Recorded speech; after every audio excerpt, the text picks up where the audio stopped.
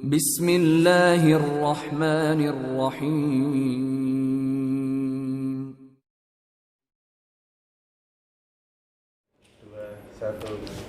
Assalamualaikum warahmatullahi wabarakatuh.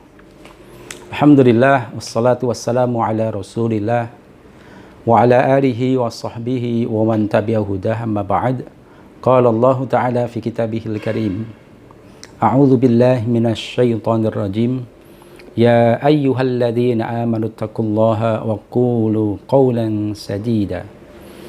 Yuslih lakum a'malakum wa yaghfir lakum dhunubakum wa may yuti'illaha wa rasulahu faqad faz fawzan 'azima. Hadirin ma'asyiral muslimin rahimakumullah.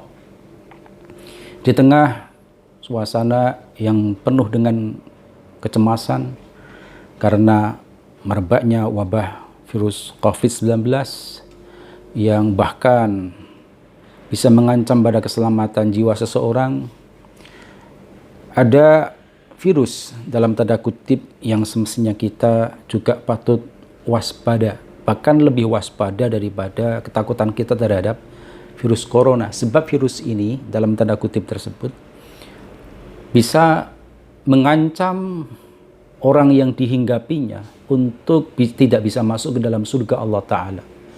Dalam hadis riwayat Imam Ibnu Majah rahimahullahu ta'ala dari jalur sahabat Thauban radhiyallahu ta'ala anhu dikisahkan bahwasanya Rasul sallallahu alaihi wasallam bersabda, man faraqa ruhuhu al-jasada wa huwa bari'un min thalath dakhalal jannah. Kata Nabi, barang siapa yang ruhnya meninggalkan jasadnya dan ia terbebas, bersih, tidak terjangkiti 3 virus ini, kata Nabi, maka orang itu bisa masuk surga. Yang pertama, virus apakah itu? Al-kibru, kesombongan. Yang kedua, al-hulul, sikap khianat. Dan yang ketiga adalah ad-dain, hutang.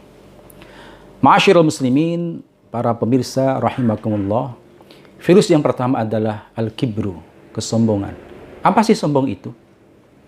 Dalam hadis Nabi SAW pernah menjelaskan tentang apa itu sikap sombong.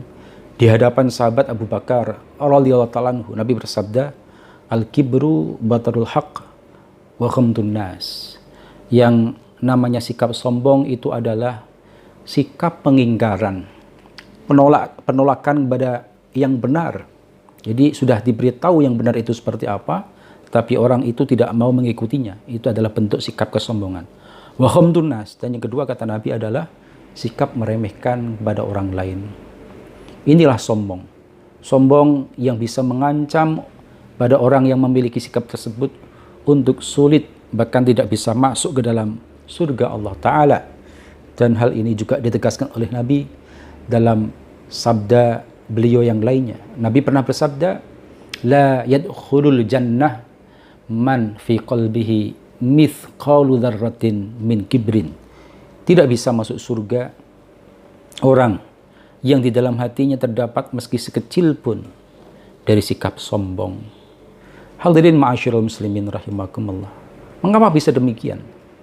Karena orang yang memiliki sikap sombong sebagaimana yang Nabi sabdakan, mengingkari kebenaran, meremehkan orang lain, itu akan bisa menjadi batu sandungan bagi orang tersebut untuk menerima nasihat, bahkan menerima hidayah dari Allah Ta'ala. Allah pun mengancam dalam ayat Al-Quran, a'udzu billahi minasy syaithanir rajim, sa'asrifu an ayatiyalladzina yatakabbaruna fil ardi bighairil haqq.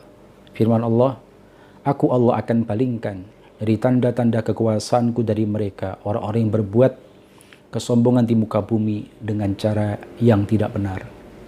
Hadirin ma'asyiral muslimin rahimakumullah. Semoga kita dihindarkan dari sikap sombong. Kita memiliki sikap rendah hati kepada sama kaum mukmin, sehingga dengan sikap rendah hati akan membuka hati kita menerima kebenaran nasihat dari sesama kaum mukmin. Demikian pula hidayah yang datangnya dari Allah Subhanahu wa taala. Virus yang kedua adalah al-hulul atau sikap khianat dalam berbagai macam bentuknya. Ada satu kisah ketika Rasul sallallahu alaihi wasallam beliau mendatangi pasar di Madinah atas petunjuk dari malaikat Jibril alaihi salam. Diberitahukan kepada beliau bahwa ada seorang pedagang yang mencampur antara gandum yang baik kualitasnya dengan gandum yang buruk kualitasnya. Yang buruk dia taruh di bawah, ditutupi dengan gandum yang baik yang di atas. Maka kemudian Nabi menanyakan, kenapa engkau menaruh gandum yang basah, yang buruk tadi di bawah, yang baik diletakkan di atas? Maka orang tadi beralibi, beralasan bahwasanya hal itu disebabkan karena hujan. Meskipun Nabi tahu bahwasanya orang itu sengaja menyampur antara yang buruk dengan yang baik agar kualitasnya oleh orang lain diketahui baik sehingga dijual dengan harga mahal. Maka Rasul pun mengancam, man ghasyana falaysa minna. Barang siapa yang berbuat curang kepada kami, berbuat curang, berbuat khianat kepada sesama kita, maka Nabi pun mengancam, falaysa minna, orang itu termasuk bukan golongan kita. Hadirin ma'asyiral muslimin rahimakumullah. Yang ketiga adalah virus ad-dain, virus hutang. Dalam hadis Nabi yang lain, riwayat Imam Ahmad, Imam At-Tirmidzi, Rasul SAW bersabda, nafsul mu'mini mu'allakun bidainihi. Jiwa atau nyawa seorang mukmin itu tergantung dengan nyawanya. Sehingga ada satu kisah ketika Nabi hendak mensalati jenazah seorang sahabat, diketahui orang itu masih memiliki hutang. Nabi belum berkenan untuk mensolatinya. Semoga kita semua oleh Allah Ta'ala dijauhkan dari wabah virus corona ini, dan juga lebih daripada itu kita pun dihindarkan oleh Allah dari 3 virus yang bisa mengancam orang yang terjangkitinya untuk susah tidak bisa masuk ke dalam surga Allah Ta'ala. Afanallahu wa iyyakum wa ja'alallahu wa iyyakum minal faizin wa lafu minkum. Assalamualaikum warahmatullahi wabarakatuh.